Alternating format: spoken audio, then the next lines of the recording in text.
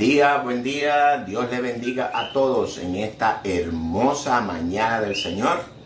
Una mañana digna para adorarle, alabarle, glorificarle.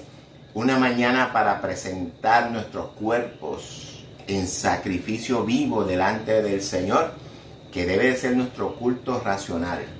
Bienvenidos a todos. En esta mañana quiero compartir, con ustedes algo que me está inquietando, ya que Satanás se ha levantado en contra de la doctrina sana del Señor. Y Judas nos invita en el capítulo 1 de su carta a que debemos de contender por esa fe, por esa verdad que ha llegado a nosotros. Y hay muchos hermanos. Y cuando digo que Satanás se ha levantado, Satanás es el acusador. Satanás se ha levantado desde adentro de la misma iglesia y también desde afuera. Pero lo que más me inquieta a mí es cuando Satanás se levanta desde adentro, desde el cuerpo de Jesucristo, a decir o hablar acerca de las enseñanzas bíblicas correctas. Hay muchos hermanos, y son hermanos los cuales respeto, quiero, admiro, amo en el Señor, que se han dejado usar, digo yo, por Satanás, porque no es mis enseñanzas,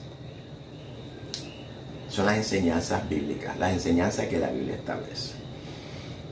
A pesar de que usted crea o no crea, eso es así. Yo no pretendo afirmar que nuestros líderes, que nuestros pastores, nuestros maestros están trayendo falsas enseñanzas, por cuanto cuando la Biblia habla, y Pablo es muy específico en esto, habla de los falsos maestros, de los falsos líderes. Estamos hablando de personas que conscientemente enseñan algo falso. Pero nuestros líderes, nuestros pastores, nuestros maestros, yo no estoy diciendo que ellos son falsos maestros, porque yo sé que en el corazón de nuestros pastores, de nuestros líderes y de nuestros maestros están las mejores intenciones divinas para enseñar toda la verdad que hasta el momento ellos han podido entender e interpretar. No es que sean falsos maestros, porque no lo están haciendo con una intención. Ellos, de muy buena gana, de todo corazón, están trayendo una verdad a toda la congregación. Pero es una verdad que, y esto no es en todos los casos, pero es una verdad que en algunos casos hay unas interpretaciones incorrectas, unas interpretaciones que salen del contexto, pero no son unas interpretaciones incorrectas de parte de ellos, sino más bien que en un tiempo remoto, al principio de la iglesia, hubieron unos grandes hombres que interpretaron las escrituras y ellos entendieron desde su corazón que esa interpretación era correcta y formaron unas estructuras teológicas, y esas estructuras teológicas son las que han venido corriendo desde ese inicio hasta el día de hoy. Desafortunadamente, yo entiendo que hay muchos líderes, maestros y pastores que el Señor les ha revelado su palabra. Pero, ¿qué sucede, amados? Que cuando esta verdad es revelada en el corazón de ellos, se encuentran entonces con un choque de doctrina. ¿Por qué? Porque sus mentes han sido condicionadas con una estructura teológica basada en unas interpretaciones que alguien interpretó hace décadas, cientos de años atrás, o bueno, miles de años atrás. Y eso ha seguido corriendo hasta el día de hoy. Pero el Espíritu Santo revela la verdad, porque para eso Él vino, para llevarnos a toda verdad. Pero cuando esa verdad choca con esto que nosotros tenemos aquí arriba, precondicionado, rechazamos la verdad de Jesucristo. Rechazamos entonces esa verdad que el Espíritu Santo nos quiere transmitir. Y es ahí entonces donde vienen estos problemas.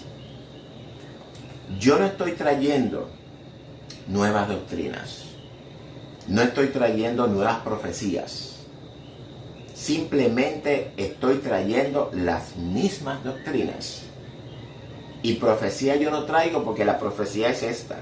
Y si yo digo algo, es esto, lo que está acá. Que la profecía es la palabra del Señor. Yo no soy profeta.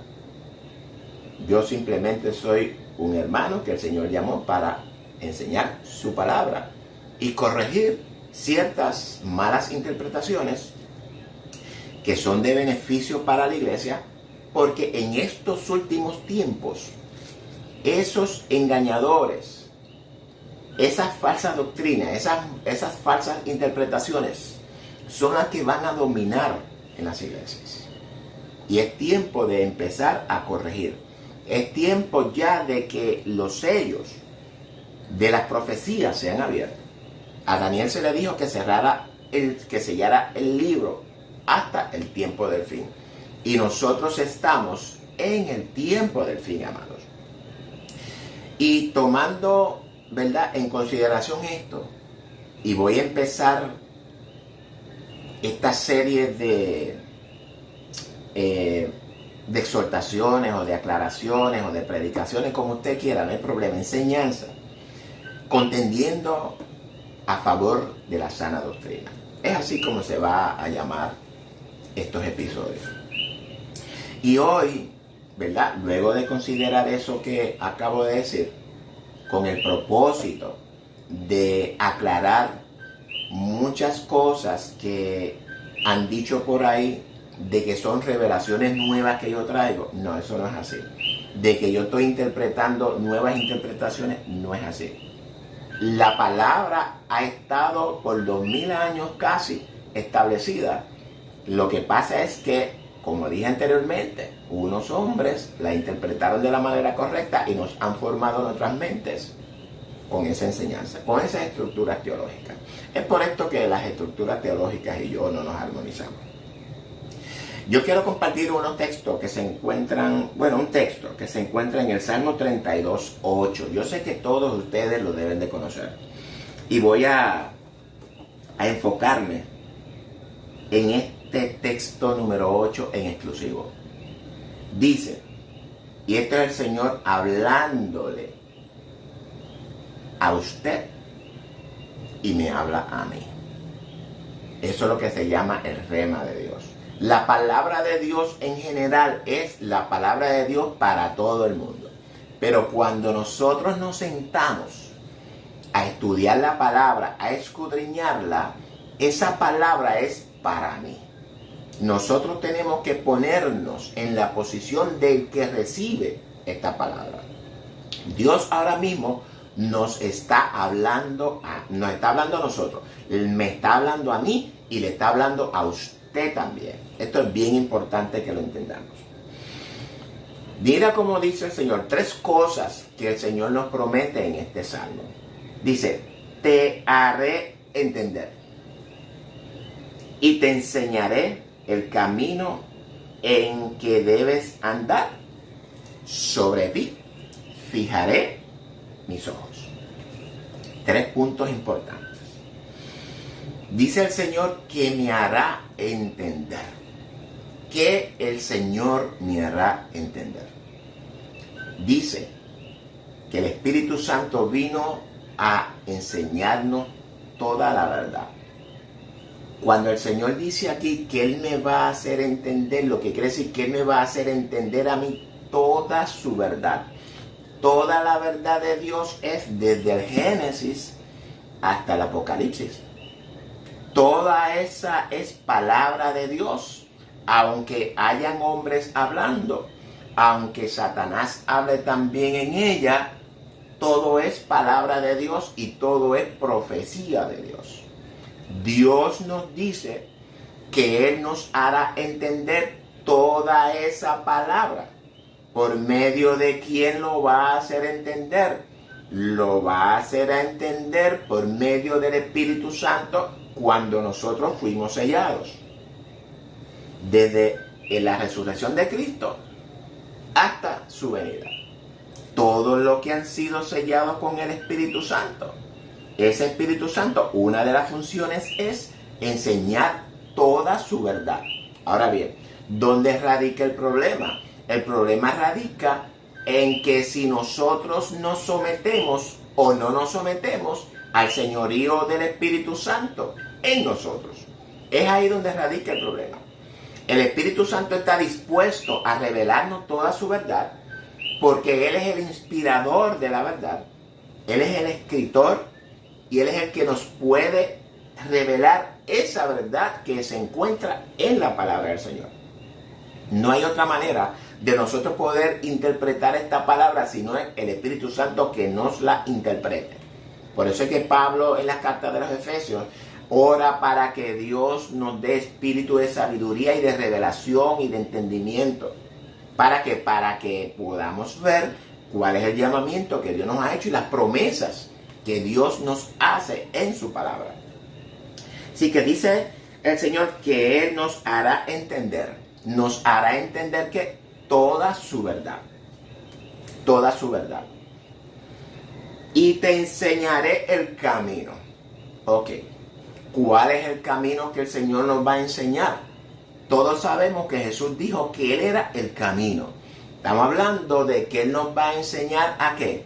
A caminar correctamente. Pero este caminar, en el sentido en el que lo dice, y todos conocemos que el caminar, el andar, es una palabra sinónima de lo que es forma de vida.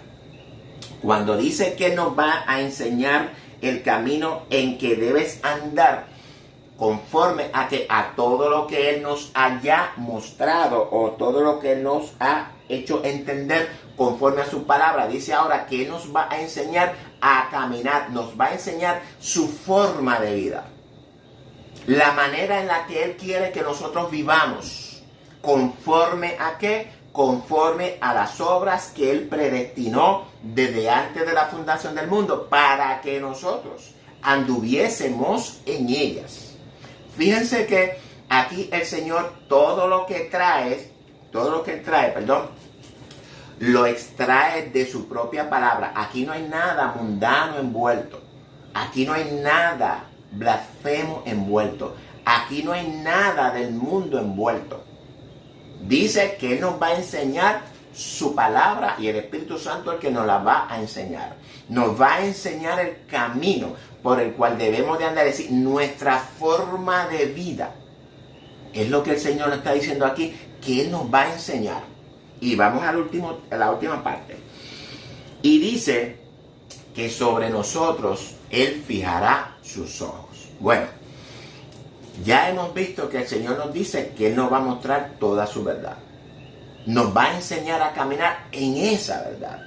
Ahora el Señor nos dice que sobre nosotros Él va a tener sus ojos puestos. Es decir, su supervisión va a estar sobre nosotros. ¿Para qué? Para Él asegurarse de que todo eso que Él nos ha enseñado sea una realidad en nosotros. Para Él asegurarse de que la forma de vida que nosotros estamos viviendo sea conforme a eso que nos ha mostrado. Dios entonces dice, yo te voy a supervisar, yo voy a estar contigo, yo voy a estar pendiente de todos tus movimientos, de todos tus pensamientos, de todas tus acciones, de todas tus decisiones, de todo lo que tú haces en la vida. Yo me voy a asegurar de que tú obres conforme a las obras que yo predeterminé para que tú anduvieses en ellas. Eso es lo que el Señor nos está prometiendo en estos versos, en este verso del Salmo 32. Ahora bien, una pregunta. ¿Estoy yo trayendo alguna revelación nueva? ¿Estoy yo trayendo una enseñanza nueva? No. Estoy trayendo lo mismo que está plasmado en esta palabra por el Salmo, pues yo te digo a ti, sobre 2.000, 3.000 o 4.000 años. Es la misma palabra. Ahora bien, el problema radica en cómo nosotros vamos a interpretar esta palabra. ¿Entienden? Nadie nunca, o por lo menos en ninguna de las... Yo solamente pertenecí a una sola iglesia. Y ustedes saben que yo soy pentecostal. Pero no porque yo sea pentecostal, yo voy a aceptar todas las enseñanzas pentecostales. ¿Entiendes? Dios no viene a buscar pentecostales, ni viene a buscar adventistas, ni viene a buscar bautistas, ni viene a buscar judío cristiano, ni metodista, ni nada de eso.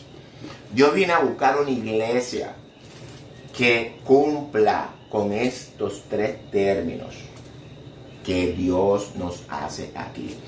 Ahora bien, Pablo nos enseña en la carta de Corintios que todos vamos a tener que comparecer ante el tribunal de Cristo. Y este tribunal de Cristo, Pablo lo define como tribunal de Cristo. Juan el apóstol lo define en el libro del Apocalipsis como el juicio del trono blanco. Jesús lo revela en Mateo 25 como el día en que se sienta en su trono de gloria a juzgar a las naciones. Tres ilustraciones diferentes referente al mismo juicio. Pero, y esto vuelvo a repetirlo, nuestros antiguos teólogos han entendido Mateo 25 una cosa, han entendido Pablo en Corintios otra cosa, y han entendido en Juan otra cosa. Y hemos hecho tres enseñanzas diferentes cuando es una sola enseñanza. Pablo nos dice en Efesios que hay una sola fe, y esa fe es una sola doctrina, una sola enseñanza. Que Jesús lo ilustre, como cuando Él se sienta en su trono de gloria a juzgar las naciones. Que Pablo nos diga, bueno, que es el tribunal de Cristo, y que Juan nos diga que es el juicio ante el trono blanco. Es lo mismo, jóvenes, que estamos hablando. Nosotros tenemos que aprender a atar los cabos, a interpretar la palabra, porque la palabra tiene un solo mensaje. No podemos continuar haciendo teologías, estructuras teológicas. Dice Pablo que en ese tribunal de Cristo se van a juzgar nuestras obras. Y Pablo establece allí unos materiales. Dice, bueno, si tu obra es de oro, de plata o de piedras preciosas, si tus obras son pues de madera o de hojarasca, dice Pablo, y estoy resumiendo, busque los textos, dice Pablo que cuando nosotros nos presentemos en el tribunal de Cristo, en el trono de Jesús cuando fuera a juzgar, y en el trono blanco, para que lo vayamos entendiendo, dice Pablo que esas obras van a ser probadas por el fuego. ¿Cuál fuego? El fuego de la presencia de Dios, por cuanto Dios es fuego consumidor, es llamas eternas. Dice que esas obras, cuando se presente delante del Dios, si las obras se consumieran, dice que esas obras no pasaron la prueba y van a tener pérdidas. ¿Pérdidas de qué? Pérdida de la recompensa del reino. Si las obras permanecen, lo que quiere decir que esas obras fueron las obras que anduvimos, en las que Dios predestinó de antemano para que nosotros anduviésemos en ellas. Esas son las obras de justicia. Y cuando hablamos de obras de justicia, toda nuestra vida, incluyendo los pensamientos, las decisiones, las actitudes, todo van, y Pablo las denomina como unos materiales: oro, piedra preciosa y plata. ¿Por qué? Porque esos materiales son para a pruebas del fuego. Dice que entonces esas personas que pasen la prueba, es decir, que las obras no se quemen, van a ser entonces perfeccionados. Es decir, las obras no son perfectas, pero resisten al fuego y entonces van a ser perfeccionadas para heredar el reino. Pero dice que las personas que van a tener pérdidas, pero van a ser salvos. Ahora bien, es responsabilidad de nosotros tomar ese texto de Pablo e irnos a toda la Escritura y ver por qué Pablo dice que esas personas que se le quemen las obras van a tener pérdida, pero van a ser vivos o van a vivir. Eso es lo que a nosotros nos debe de interesar en este punto: buscar y atar los cabos. Pero ese texto de Pablo, si lo entendemos simplemente así, bueno, se inventan cualquier teoría. Tenemos que ir entonces al Antiguo Testamento, tenemos que ir al libro de Apocalipsis, tenemos que ir a todas las cartas de Pablo, porque Pablo bien específico dice, y Pablo habla del reino. Pablo dice: el que haga tal y tal y tal y tal cosa no hereda el reino de los cielos. Y si usted no hereda el reino de los cielos, usted pierde todo. Usted no tiene nada. Pero también tendríamos que irnos a Daniel 7, 26, 27. Que ahí Daniel nos da un texto muy importante que en ninguna iglesia se predica. Dice que el Señor Dios Altísimo quitará el reino de la mano de alguien y lo va a quitar y nos lo va a entregar a nosotros, los santos del Altísimo, y reinaremos sobre esas personas, y esas personas nos van a servir y nos van a obedecer. Pero la iglesia no enseña ese texto. Ese texto no está ahí por puro chiste, amados. Ese texto está ahí con un propósito divino. Y nosotros, en nuestra responsabilidad, en buscar el significado de eso. Y para eso tenemos al Espíritu Santo, que es el que nos va a guiar a toda esa verdad. Y he tenido que parar los estudios bíblicos profundos, porque ahora voy a tener que ponerme a traer esta corta enseñanza para que vean que yo no estoy trayendo nada nuevo, amados. Yo no estoy trayendo revelaciones nuevas. Interpretando la palabra correctamente, sí. Eso sí. Pero yo no estoy trayendo ninguna doctrina nueva, ninguna revelación nueva. Interpretación correcta, sí. ¿Qué es el problema que estamos teniendo con nuestros líderes? Que están preconcebidas las enseñanzas. Y el pueblo sigue las enseñanzas, porque el pueblo tampoco se pone a escudriñar las escrituras. Y eso es un problema que estamos enfrentando. Y la iglesia está enfrentando ese desafío. Y muchos, de verdad, y se lo digo, muchos están muriendo creyendo que van a resucitar para reinar con Cristo. Y sus obras, cuando estén ahí enfrente, se les van a quemar, porque estamos hablando del estilo de vida. Y muchos pastores no enseñan el estilo de vida ni la santidad bíblica, porque ellos tampoco lo viven, porque somos participantes del mundo. Y todo lo que Dios dice aquí es conforme a su palabra. Tenemos una realidad en el mundo. Crímenes, desorden y todo lo que usted conoce. Pero Pablo nos dice en Filipenses que esa salvación de nosotros tenemos que guardarla con temor, con temblor. Y temor es con reverencia. Porque también nos dice Pablo en el mismo texto que nosotros debemos de ser como cristianos irreprensibles y sencillos, hijos de Dios, porque estamos viviendo en medio de una generación, de una sociedad maligna y perversa, y debemos de ser entonces luminares, debemos de ser luz en medio de las tinieblas. Y para que usted sea luz en medio de la tiniebla, usted no puede ser tiniebla. Usted es luz o usted es tiniebla. Yo procuro ser luz. Y usted tiene que procurar ser luz también. ¿Por qué? Porque la luz predomina. Jesús nos dijo, Él nos dijo, ustedes pueden ser que sean luz. Pues no, Jesús, ustedes son la luz del mundo. Ustedes son la sal de la tierra. La sal de la tierra son los que vamos a preservar el mundo. Nosotros somos los que vamos a preservar el mundo para que no se corrompa. Pero nosotros no estamos haciendo la función de la sal, desafortunadamente. Y no hablo en todo, en muchos casos. Porque hay algunos hermanos, hay muchos pastores, muchas iglesias que sí están siendo luz y sí están siendo sal. Y yo los felicito.